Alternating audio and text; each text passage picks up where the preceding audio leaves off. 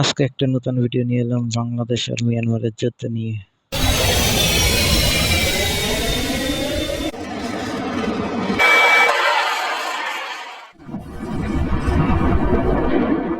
মিয়ানমারকে যুদ্ধে হারাতে বাংলাদেশ কতটুকু সক্ষম? যদি বাংলাদেশ এবং মিয়ানমার যুদ্ধ লাগে তাহলে মিয়ানমারের থেকে বাংলাদেশ কতটা এগিয়ে?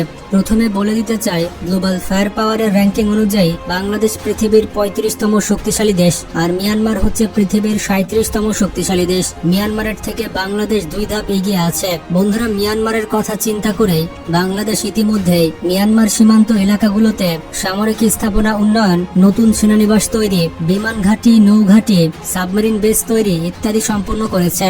ভারত মিয়ানমারের কথা মাথায় রেখে 2025-26 অর্থ বছরে সামরিক খাতে সব থেকে বেশি ব্যয় করা হবে। যেমনটা জানেন, মিয়ানমারের সেনাবাহিনী গৃহযুদ্ধে লিপ্ত রয়েছে। কাচিন, রাখাইন, শান, আরএসএ, এলএসএ এরকম বেশ কয়েকটি বিদ্রোহ জাতিগোষ্ঠীর বিদ্রোহ দমনে তারা ব্যস্ত রয়েছে। আর বিদ্রোহীদের বিরুদ্ধে মিয়ানমারের সেনাবাহিনী কিন্তু পেরে উঠছে না। প্রতিনিয়ত মিয়ানমারের সেনাবাহিনী মারা যাচ্ছে। তাছাড়া মিয়ানমারের সেনাবাহিনীর মধ্যে 70 থেকে 80,000 সেনাবাহিনী এমন রয়েছে যাদের বয়স 18 বছর হয়নি, অর্থাৎ সেনাবাহিনীর সদস্যরা হচ্ছে শিশু কিশোর। অপরদিকে বাংলাদেশের সেনাবাহিনী পৃথিবীর বহু দেশের সাথে প্রতি বছর যৌথ সামরিক মহড়া করে থাকে। এছাড়া বাংলাদেশ সেনাবাহিনীর বহু সদস্য জাতিসংঘ শান্তিরক্ষা মিশনে নিয়োজিত রয়েছে। তারা প্রচুর সামরিক জ্ঞান অর্জন করছে। সেখানে মিয়ানমার বেশ অনেকটাই পিছিয়ে।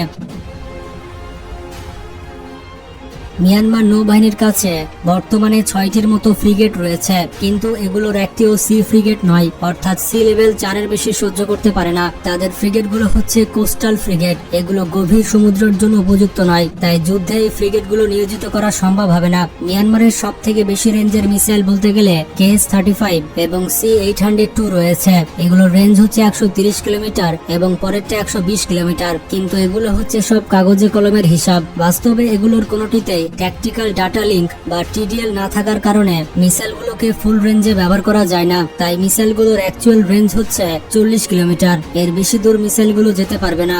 তাই তাদের মিসাইলের রেঞ্জগুলো 120 কিলোমিটার নয়, বরঞ্চ 40 থেকে 50 কিলোমিটার হবে। অপরদিকে বাংলাদেশের ফ্রিগেটের মিসাইলের রেঞ্জ 180 কিলোমিটারের বেশি। বাংলাদেশের হাতে রয়েছে 2টি সাবমেরিন। অপরদিকে মিয়ানমারের কাছেও 2টি সাবমেরিন রয়েছে। আর বাংলাদেশের যে সাবমেরিন রয়েছে সেই সাবমেরিন মিয়ানমার ধ্বংস করতে পারবে না, কারণ সাবমেরিন ধ্বংসকারী প্রয়োজনীয় ইকুইপমেন্ট মিয়ানমারের কাছে নেই। মিয়ানমারের কোনো ASW হেলিকপ্টার নেই। এছাড়া তারা যে টর্পেডো ব্যবহার করে তার রেঞ্জ হচ্ছে মাত্র 7 কিলোমিটার। আর টর্পেডো কখনোই কার্যকারীভাবে ফুল রেঞ্জে ব্যবহার করাও যায় না, তাই কার্যকারী রেঞ্জ ধরা যেতে পারে 5 থেকে 6 কিলোমিটার। আর ASW হেলিকপ্টার দিয়ে সাবমেরিন ধ্বংস করা যাবে না, কারণ সেগুলোর রেঞ্জ হচ্ছে মাত্র 125 মিটার, যেগুলো অন্তত বাংলাদেশের 2টি সাবমেরিনকে ধ্বংস করতে সক্ষম নয়।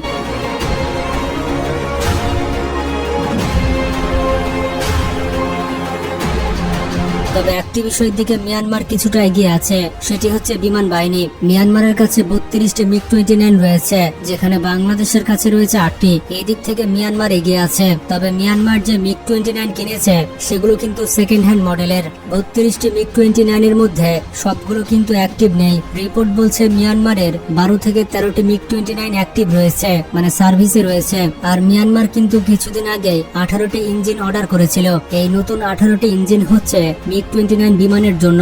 এর মানে হচ্ছে তারা অন্তত 18টি MiG-29 কে নতুন ইঞ্জিন লাগিয়ে তারা সেগুলোকে সার্ভিসে রাখতে চায়।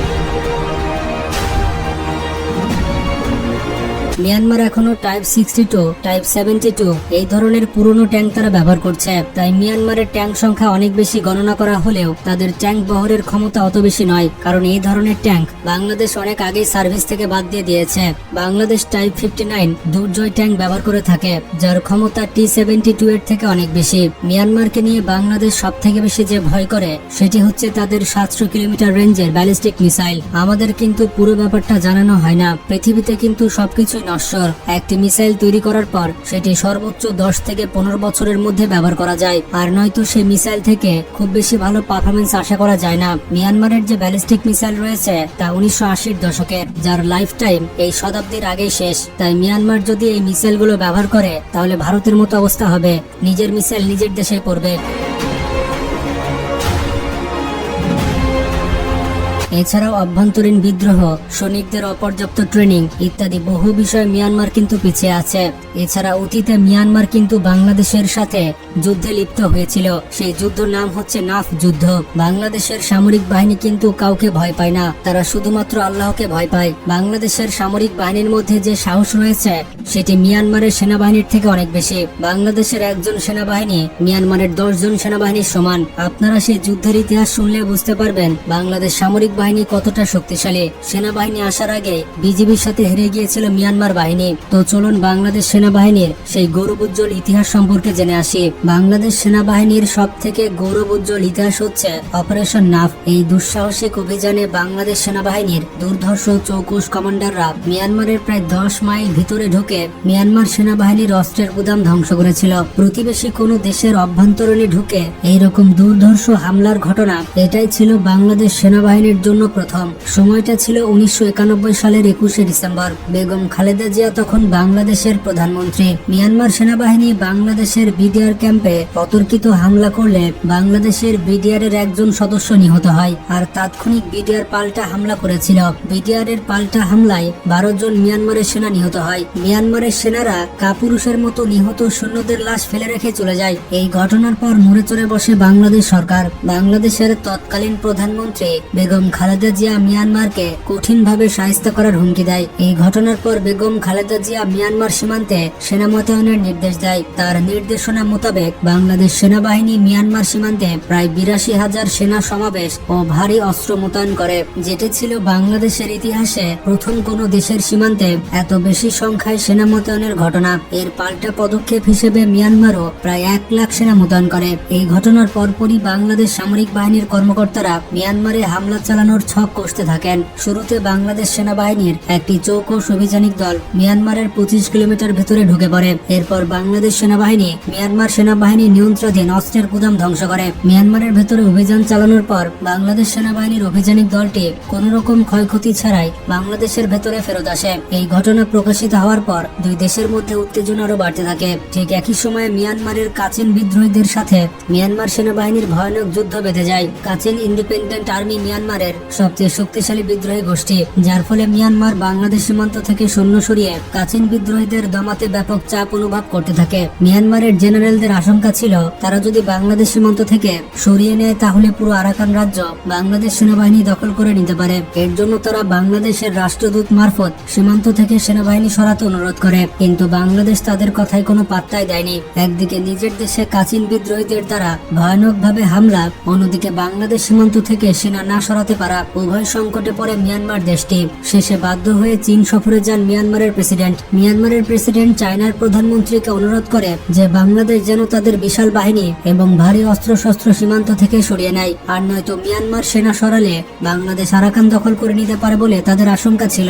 সর্বশেষে চীনের কয়েকবার অনুরোধের পর মোটামুটি 93 দিন পরে বাংলাদেশ মিয়ানমার সীমান্ত থেকে সেনা সরিয়ে নেয়। এই যুদ্ধ চলাকালীন সময়ে বাংলাদেশের গোয়েন্দা সংস্থা ডিজিএফআই এবং তাদের কর্মকর্তারা মিয়ানমারের বিদ্রোহী গোষ্ঠীগুলোর সাথে গোপনে যোগাযোগ রক্ষা করেছে বলে অভিযোগ পাওয়া যায়, যেটি যুদ্ধক্ষেত্রে বাংলাদেশকে বাড়তি সুবিধা দিয়েছে। মিয়ানমারের সাথে বাংলাদেশের দ্বিতীয় পর্যায়ের যুদ্ধ শুরু হয়েছিল 2000 সালের 8 জানুয়ারি। 3 দিনের এই সামরিক সংঘাতে নজিরবিহীনভাবে বাংলাদেশের সীমান্তরক্ষী বাহিনী বাংলাদেশ রাইফেলসের 2500 সৈন্য ঝাঁপিয়ে পড়েছিল মিয়ানমারের সেনা ও নৌবাহিনীর 2 ডিভিশন সৈন্যের সামনে, যাদের সম্মিলিত লোকবল ছিল 25,000 লোকের মতো। অর্থাৎ মিয়ানমারের সৈন্য সংখ্যা ছিল বাংলাদেশের তুলনায় প্রায় 10 গুণ। এখানে আপনাদেরকে বলে দিতে চাই এই যুদ্ধে বাংলাদেশ সেনাবাহিনী অংশই নেয়নি। বাংলাদেশ সেনাবাহিনী এই যুদ্ধে যোগ দেওয়ার আগে বিডিআর এর প্রবল প্রতাপের সামনে টিকতে না পেরে লেজ গুটিয়ে পালিয়েছিল মিয়ানমার সেনাবাহিনী। 3 দিন ধরে চলা এই যুদ্ধে মিয়ানমারের 600 সৈন্য নিহত হলেও বাংলাদেশের মাত্র 2 জন সৈন্য আহত হয়েছিল।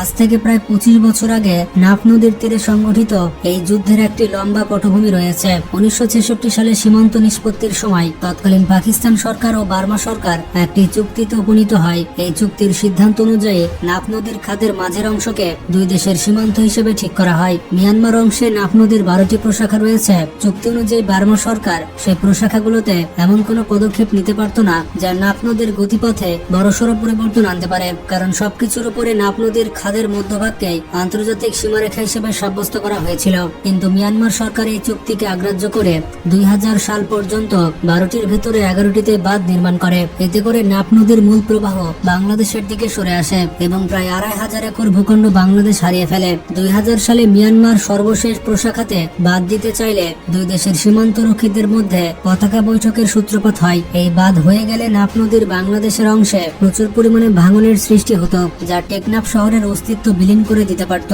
1999 সালের শেষ নাগাদ কূটনৈতিক উদ্যোগ ব্যর্থ হলে শক্তি প্রয়োগের মাধ্যমে বাঁধ নির্মাণের উদ্যোগ ব্যর্থ করে দেওয়া ছাড়া আর কোনো উপায় ছিল না। মিয়ানমারের সেনারা আঘাত হানার জন্য প্রস্তুত হয়। এদিকে বিডিআরও গোপন সূত্রে খবর পায় মিয়ানমারের এই অপতৎপরতা সম্পর্কে।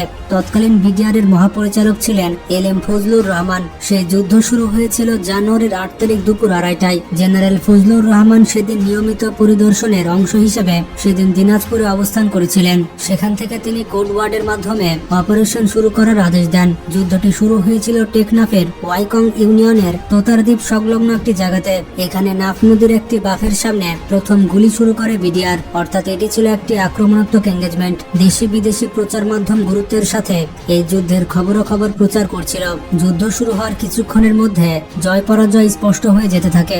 মিয়ানমারের ভেতরে থাকা বাংলাদেশি গোয়েন্দারা প্রতিপক্ষের প্রচুর ক্ষয়ক্ষতির খবর আনতে লাগলো। এই বিপুল ক্ষয়ক্ষতির পেছনে ছিলেন জেনারেল ফজলুর রহমানের এক অভিনব পরিকল্পনা। তিনি এলিমেন্ট সারপ্রাইজ বা ঝুঁকিপূর্ণ মাইন্ড গেম খেলছিলেন। নাফ যুদ্ধের সময় সবচেয়ে বিরল যে কৃতিত্ব বিডিআর অর্জন করে সেটি হচ্ছে শূন্য মৃত্যুহার। 3 দিন ব্যাপী ঘোরতর যুদ্ধে বার্মার 6 শতাধিক সেনা এবং মিয়ানমারের নাগরিক নিহত হলেও বিডিআর এর একজন সদস্য মারা যায়নি। তবে গুলিবিদ্ধ হয়ে আহত হওয়ার ঘটনা ঘটেছিল। যে কোনো সামরিক অভিযানের ক্ষেত্রে এটা বিরল এক দৃষ্টান্ত। যুদ্ধের বিজয়ের স্বীকৃতি স্বরূপ তৎকালীন বাংলাদেশ সরকার যুদ্ধে অংশগ্রহণকারী প্রত্যেক সৈন্যকে অপারেশন নাফ নামক একটি বীরত্বসূচক পদক দান করে। ইতিহাসে প্রথমবার বিডিআর সেনাবাহিনীর হস্তক্ষেপ ছাড়াই যুদ্ধে কোনো একক বীরত্ব লাভ করে। এখন হয়তো আপনারা প্রমাণ পেয়েছেন আমাদের বিডিআর এবং সেনাবাহিনী কতটা শক্তিশালী এবং যুদ্ধে অভিজ্ঞ। বিডিআর এবং সেনাবাহিনীর জন্য ঝটপট ভিডিওটিতে লাইক দিয়ে দিন এবং চ্যানেলটি সাবস্ক্রাইব করে ফেলুন। আর ভিডিওটি বেশি বেশি শেয়ার করে বন্ধু বান্ধব এবং আত্মীয় স্বজনদের জানিয়ে দিন। ভালো লাগে একটা লাইক একটা সাবস্ক্রাইব করে দিয়ে যাবেন। ধন্যবাদ সবাইকে।